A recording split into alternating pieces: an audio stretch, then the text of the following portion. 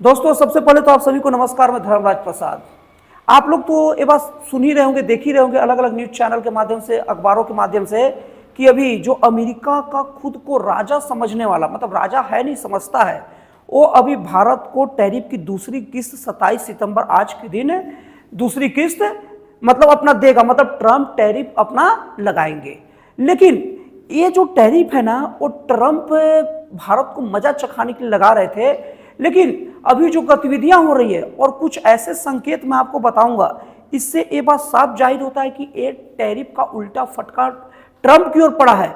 और ये टैरिफ से सबसे ज्यादा बेचैनी और सबसे ज्यादा बौखलाहट खुद अमेरिकी राष्ट्रपति डोनाल्ड ट्रंप को है। इस चीज को मैं समझाने के लिए आपको दो ऐसे तथ्य रखता हूं ना, जो अभी हाल ही के घटनाक्रम में शामिल है। सबसे पहले जो ब्राजील के जो राष्ट्रपति हैं, जो लुला डी सिल्वा, उन्होंने ये बात अपने एक्स पर लिखा और अपने निजी जानकारी शेयर करते हुए उन्होंने बोला, निजी अनुभव शेयर करते हुए, कि मेरे को व्हाइट हाउस की तरफ से फोन आया था। दोस्तों, आपको बता दूं, ब्राजील का बात टैरिफ को लेकर ब्राजील की बहुत खास एकदम स्थान है। भारत के साथ साथ या भारत के अलावा ब्राजील ही एक ऐसा देश है ना जिस पर ट्रंप 50% की टैरिफ लगाए हैं। और ये मान के चलो कि भारत पर तो आज 27 सितंबर को 50% की टैरिफ लगाया गया है। सबसे पहला 50% टैरिफ ब्राजील पर ही लगाया गया था। लेकिन अगर सामने वाला ये अब उसके दिमाग में है कि उसे कोई गलत बिजनेस नहीं करना है, तो बेमतलब कि लोग सामने झुकता नहीं है। डोनाल्ड ट्रंप क्या सोचे कि ब्राजील देश क्या है, टैरिफ लगाऊंगा वो फट से घुटने पर आ जाएगा। लेकिन ब्राजील भी एकदम से अलग अलग रास्ते तलाशते रहा, क्योंकि व्यापार हो या रिश्ता हो, अगर सामने वाला विश्वास न करे और सामने वाला आपको बराबर प्रॉपर इज्जत न दे, तो उसके साथ व्यापार करना या देश का कोई भी जो डिप्लोमेट होता है उसका कोई मतलब नहीं होता। तो डोनाल्ड ट्रंप 50% की टैरिफ के आधार पर उनको दबाव देकर मजा चखाना चाह रहे थे। लेकिन थोड़ा दिन बाद पता चला कि ट्रंप ही मजा चख रहे, क्योंकि ब्राजील का बहुत सारा सामान अमेरिका में जाना बंद हो रहा है। अब उसके बाद छटपटाहट देखिए, व्हाइट हाउस के तरफ से कॉल गया किनको? ब्राजील के राष्ट्रपति लुला डी सिल्वा को। अब लुला डी सिल्वा कॉल जब गया ना, तो उनसे बोला गया कि आप ना राष्ट्रपति महोदय से बात कर लीजिए, कुछ रिक्वेस्ट कर लीजिए, राष्ट्रपति महोदय ना आपके टैरिफ के बारे में सोचेंगे। तो उन्होंने साफ साफ फोन पर ही कहा कि मुझे कोई बात नहीं करना अमेरिकी राष्ट्रपति से, तुमने जो ठोकना था ठोक दिया टैरिफ, बाकी हम देख लेंगे। और दूसरा चीज भारत के लिए अहम बात, उन्होंने ये कहा कि मुझे बात ही करना होगा ना, तो मैं भारत से बात करूंगा, भारत के प्रधानमंत्री मोदी जी से बात करूंगा।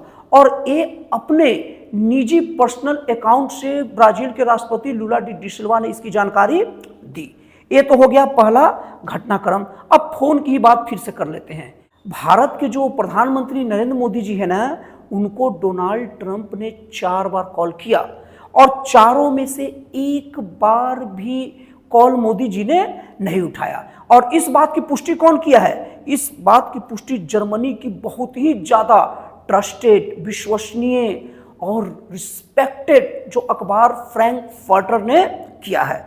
फ्रैंकफर्टर ने अपने अखबार में लिखा है कि ट्रंप ने 4 बार कॉल मोदी जी को किया और मोदी जी पर दबाव डालने की कोशिश पहले से कर रहे थे टैरिफ लगा के, लेकिन वो दबाव अब काम नहीं कर रहा है, उल्टा उन्हीं के ऊपर असर पड़ रहा है, क्योंकि सबसे पहले टूटते हुए तो डोनाल्ड ट्रंप ही दिख रहे हैं। अब इस बात की पुष्टि फ्रैंकफर्टर अखबार किया है, कोई ऐसे व्यक्ति नहीं किया है। वो अखबार अपने आप में एक मतलब बहुत बड़ा एक समझ लीजिए स्टेटमेंट होता है नेताओं का, क्योंकि उस अखबार में न्यूज छपना मतलब वो पूरा खुद अपने आप में एक विश्वसनीय घटना होती है। तो अब यहां पर देखा जाए कि 2 घटना, डोनाल्ड ट्रंप पहले दोनों देशों पर टैरिफ लगाए और फिर बात भी कर रहे हैं। मतलब वही बात है ना कि कोई आदमी बोल दिया कि देखो यार, तुमको इतना पैसा दोगे नहीं तो तुमको सामान नहीं बेचूंगा, और इतना पैसा दोगे तभी मेरे अंदर देश में आओगे सामान बेचने, लेकिन तुम खुद ही बार बार फोन कर रहे हो। मतलब ऐसा है ना कि अभी डोनाल्ड ट्रंप ना टूट चुके हैं। लेकिन डोनाल्ड ट्रंप टूट तो गए हैं, लेकिन वो टूटते टूटते एक आखिरी दाव खेलना चाह रहे हैं। चाहे मोदी जी हो, चाहे ब्राजील के राष्ट्रपति डी सिल्वा जी हो, वो दोनों के दोनों जो है ना, वो दोनों के दोनों से फोन पर अगर थोड़ा ही बात करेंगे, जैसे मोदी जी मान लो क्यों बात करेंगे, अगर मान लो मोदी जी बात करते तो ट्रंप जो है ना तुरंत कह देते कि अभी मोदी जी से बात हुआ और मेरे दोस्त मोदी ने ना मुझसे रिक्वेस्ट किया कि देखो थोड़ा सा एडजस्ट करते हैं, थोड़ा सा मेरी ज़रूरत है मान लो, और मोदी के कहने पर, मतलब मेरे दोस्त मोदी के कहने पर मैंने एक जो टैरिफ है उसको कम कर दिया है। क्योंकि ये बात सही है, ये बात सही है कि डोनाल्ड ट्रंप का भारत के ऊपर टैरिफ लगाने से भारत का लगभग 60 अरब डॉलर व्यापार प्रभावित होगा। लेकिन ये जो प्रभाव होगा ना, ये प्रभाव कुछ महीनों तक असर रहेगा, लंबा असर नहीं होने वाला है। क्यों? क्योंकि भारत कई तरीके से अब अमेरिका के ऊपर आश्रित रहना ही बंद कर दिया है। भारत कई अलग अलग देशों से संपर्क साध रहा है, और यही नहीं, अभी भारत जो पूरे विश्व में बता रहा हूं, चाइना भी नहीं इतना डटा रहा। पूरे विश्व में भारत को छोड़ के कोई भी ऐसा देश नहीं जो अमेरिका के सामने सरेंडर इस मामले में न किया हो। तो जिस तरीके से भारत डटा है और अलग अलग ऑप्शन देख रहा है, चीन को भी इसमें, चीन को तो पूरा विश्व का राजा बनना था, एशिया का राजा तो बनना ही था, लेकिन भारत उसको रोक दिया और चीन समझ गया कि अब मेरे बस की बात नहीं है भारत को रोकना। लेकिन चीन का दूसरा विश्व का प्रतिद्वंदी अमेरिका था और एशिया का प्रतिद्वंदी भारत था। लेकिन चीन ये चीज समझ चुका है कि अब एशिया में तो मैं राजा बन नहीं सकता, क्यों? क्योंकि भारत मेरे रुके नहीं रोकने वाला। लेकिन अब अमेरिका जो उसका विश्व का प्रतिद्वंदी है ना चीन का, उसका काट के रूप में चीन भारत को देख रहा है। हालांकि आपको बता दूं कि भारत चीन के ऊपर विश्वास कभी नहीं कर सकता और करना भी नहीं चाहिए, लेकिन जरूरी नहीं है कि हर चीज विश्वास के आधार पर भी कोई डील तय होता है। एक दो देशों के बीच में एक डीलिंग भी होती है, एक डीलिंग के आधार पर भी डील होता है। जैसे ऐसा है कि तुमको मेरी जरूरत है, वहां तक मैं तुम्हारा काम करूंगा और तुम्हारा काम मैं करूंगा और मेरा काम मेरी जरूरत के हिसाब से तुम करना। तो चीन के साथ डीलिंग तो हो सकता है, और चीन को भी सचमुच अमेरिका को मजा चखाने के लिए, अमेरिका दादागिरी से बचने के लिए एक अच्छा साधन चाहिए था जो भारत के रूप में दिख रहा है। तो भारत क्या है, चीन के साथ डीलिंग भी इसके लिए कर रहा है और चीन भी कॉपरेट कर रहा है। और ये डीलिंग का सबसे बड़ा सिम्टम, सबसे बड़ा एक जो पैगाम होता है ना, आपको बता रहा हूं, हर चीज मुंह से बोला नहीं जाता, कुछ घटनाएं घटती है। आपको पता होगा कि लगभग 5 साल पहले टिकटॉक को बैन कर दिया गया था इंडिया में, लेकिन फिर से अब उसे अनलॉक किया जा रहा है। और टिकटॉक जो कंपनी चाइना की कंपनी है, और ये अनलॉक करना कहीं ना कहीं चाइना का भारत की ओर झुकाव की ओर दिखा रहा है। और यही नहीं, अमेरिका दबाव किस लिए डाला? अमेरिका दबाव इस नाम पर डाला कि रसिया से जो देश डील करेगा हम उसको 500% टैरिफ लगाएंगे। अभी 500 छोड़ो, 50% में भी गर्मी ठंडा हो गया अमेरिका का। अब एक तो रसिया को भी दिख रहा है, और रसिया भारत का विश्वसनीय दोस्त है। दोस्तों जान लीजिए, रसिया भारत का बहुत ही विश्वसनीय, मजबूत और टिकाऊ दोस्त है। तो रसिया भी सब चीज देख रहा है, तो रसिया से भारत और डीलिंग को बढ़ा दिया, जो करना है कर। और रसिया भी बात को समझता है, इसलिए रसिया भी अपने तेल में भारत को 5% डिस्काउंट दे रहा है, तुम चलो आगे। अब ये सब चीज से ना अमेरिकी राष्ट्रपति डोनाल्ड ट्रंप की नींद उड़ी है। सबसे पहली बात, जो क्वाड जैसी जो संस्थाएं हैं, जो बना था चीन का विश्व में, मतलब एशिया और अगल बगल प्रशांत महासागर तक का विस्तार को रोकने के लिए, लेकिन भारत को उसकी जरूरत नहीं है। जाओ, भारत अकेले चाइना को रोकने में सक्षम है, और चाइना भी अब भारत के सामने समझ गया है इससे मिलकर रहने में ही भलाई है। तो इसलिए क्वाड का भी धमकी अमेरिका देने की नहीं सोच सकता।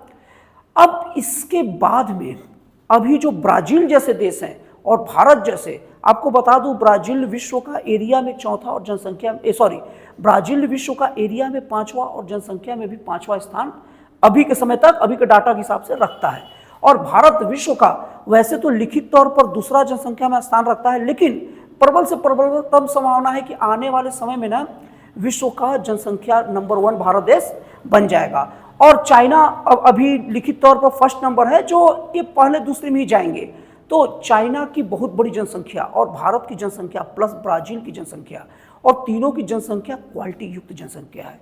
और मैं चाइना और भारत की जनसंख्या के लिए तो पूरी तरीके से बोल सकता हूं कि दोनों की जनसंख्या अच्छी खासी क्वालिटी युक्त जनसंख्या। क्वालिटी युक्त जनसंख्या का मतलब समझ लीजिए, ये ऐसी जनसंख्या है ना, जो व्यापार केवल ऐसा नहीं है कि केवल आपके पास जनसंख्या है, ये आप जो माल बनाओगे ना, ये माल का बहुत अच्छी खरीदार भी है, क्योंकि सबके पास परचेजिंग पावर है, सबके पास पैसे हैं। तो भारत इतना बड़ा बाजार और इतने बड़े जो टैलेंट है वो अमेरिका के हाथ से अब छूटते दिख रहा है।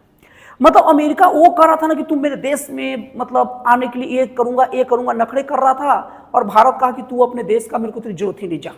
तो अब वो विश्व से अलग थलग होने का खतरा अमेरिका को साफ साफ दिख रहा है। तो दोस्तों इस तरीके से ये सब बातों से कह सकते हैं कि अमेरिका है निश्चित तौर पर घुटनों पर आया है। और कभी भी अगर ये अमेरिका घोषणा कर देना है कि मैं भारत पर बढ़ाएगा 50% टैरिफ वापस लेता हूं, ब्राजील पर भी बढ़ा हुआ टैरिफ वापस लेता हूं, तो उसमें कोई ताज्जुब वाली बात नहीं होगी।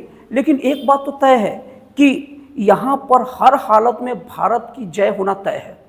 अगर ट्रंप टैरिफ वापस नहीं लेते हैं तो भी भारत का दिक्कत नहीं, भारत दूसरा रास्ता चूज कर रहा है, ढूंढ रहा है। और ट्रंप टैरिफ अगर वापस ले लेते हैं तो पूरे विश्व में एक ही डंका बचेगा कि भारत ने अमेरिका को घुटने पर ला दिया जो कोई कर नहीं पाया।